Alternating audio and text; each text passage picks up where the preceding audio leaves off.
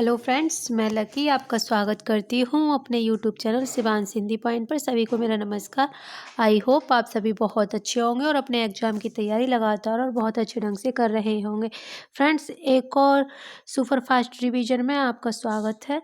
ये भी क्लास में एक रिवीजन के तौर पर ही ले रही हूँ, काफ़ी जल्दी कंप्लीट करा दी जाएगी और जिसमें मैं टॉप 40 प्रश्न कोशिश करूँगी सिर्फ 5 मिनट्स में ही कंप्लीट करा दूँ। क्लास को पूरा ज़रूर देखिएगा क्योंकि क्लास का एक एक प्रश्न आपके एग्जाम के दृष्टिकोण से ही तैयार किया गया है।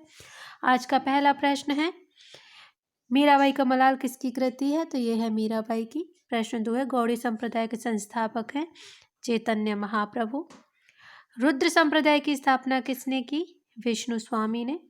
प्रश्न 4 है, रसखान कवि का वास्तविक नाम था? तो ये था सैयद इब्राहिम। प्रश्न 5 है, मीराबाई की रचनाओं में किस भाषा की छौक ज़्यादा पाई जाती है? तो ये पाई जाती है राजस्थानी भाषा की। प्रश्न 6 है, निरंजनी संप्रदाय के प्रवर्तक कवि कौन है? ये है हरिदास। प्रश्न 7 है, निम्बार्काचार्य का संबंध किस दर्शन से है? तो ये है द्वैताद्वैत।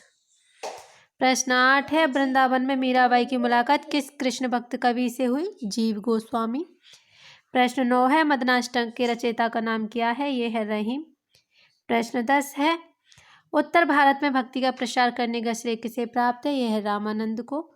प्रश्न 11 है, भक्ति आंदोलन को साहित्य की देन कहने वाले इतिहासकार हैं? तो यह है जॉर्ज ग्रियर्सन।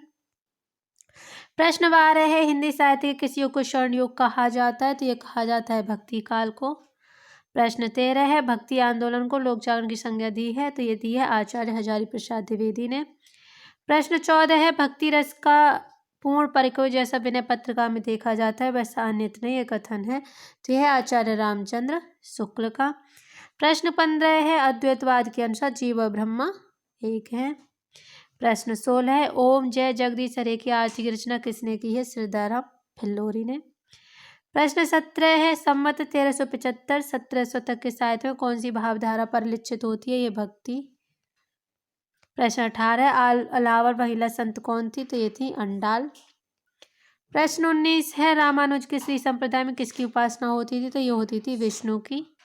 प्रश्न 20 है, सखी संप्रदाय को कहा जाता है? तो ये कहा जाता है हरिदास संप्रदाय। प्रश्न 21 है, भक्ति काव्य को भारतीय चिंतन धारा का स्वाभाविक विकास किसने माना है? तो ये माना है आचार्य हजारी प्रसाद द्विवेदी ने। प्रश्न 22 है, संत कवि गुरु नानक देव का जन्म कहाँ हुआ? तो ये होता तलवंडी में। प्रश्न 23 है, कबीर की भाषा को सुदुक्कड़ी किसने कहा है? तो ये कहा है आचार्य रामचंद्र शुक्ल ने। प्रश्न 24 है, पंचगंगा घाट में कबीर किसके पैरों के नीचे पड़े थे? ये पड़े थे रामानंद जी के में।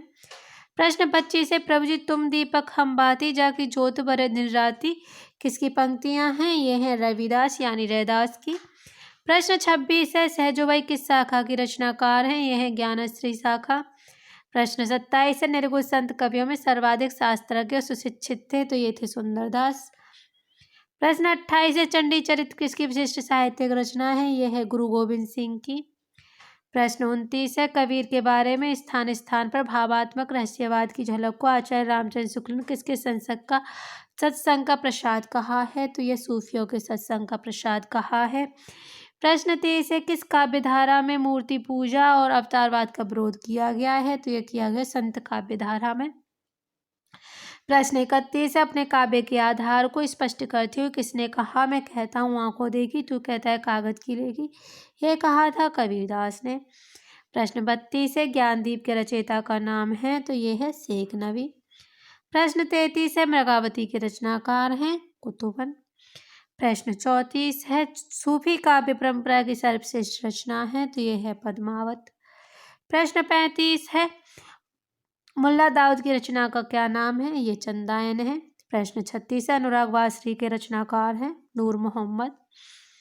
प्रश्न 37 है, आचार्य रामचंद्र शुक्ल प्रेमाख्यान परंपरा की पहली रचना किसे मानते हैं? ये मानते हैं मृगावती कुतुबन को पहली रचना मानते हैं। प्रश्न 38 है, अखरावट काव्य कृति के रचयिता कौन है? तो यह है मलिक मोहम्मद जैसी। प्रश्न 39 है, सूफी काव्य पद्धति का अंतिम ग्रंथ कौन सा है? यह है इंद्रावती नूर मोहम्मद का। प्रश्न 40 है, जैसी कृत पद्मावत है, ये एक रूपक काव्य है। तो फ्रेंड्स, ये थी मेरी आज की क्लास। इसमें कृष्ण गीतावली की रचना किसने की है? तो ये की है तुलसीदास जी ने। ये होमवर्क था जो लास्ट क्लास में मैंने दिया था।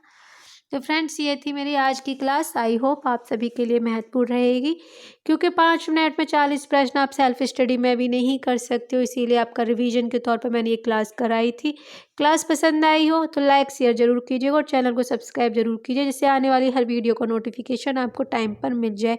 मिलते हैं कल की क्लास में एक नए मॉक टेस्ट के साथ। वीडियो देखने के लिए धन्यवाद।